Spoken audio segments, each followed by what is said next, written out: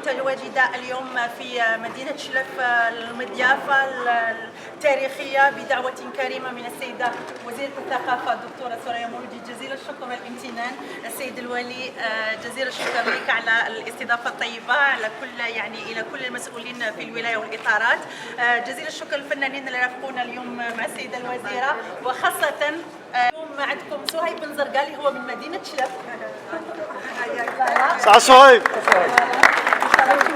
وعندنا هشام عبد الفتاح في دور الأخ أيضا من ولاية مستغانم. صح هشام. تواجدي معكم. فيلم ثوري، سعيدة جدا أني أول امرأة جزائرية تقوم بفيلم ثوري يخلد الذاكرة الجزائرية ولبطولة المرأة الجزائرية، وسعيدة أكثر أني اليوم ضيفة. يعيشك. والله مسرورة كثير أنه الفيلم في بداية عرضه شفت رضا الجمهور. سعيدة أنه تدرجوا السيدة وزيرة الثقافة الدكتورة سوريا مولوجي ضمن جولتها التفقدية للمشاريع التنموية بولاية الشلف. يشرفني كثير ونعتبره أصلا تكريم للفيلم الذاكرة الجزائرية كذلك، بما أنه يعرض اليوم عندكم لأول مرة.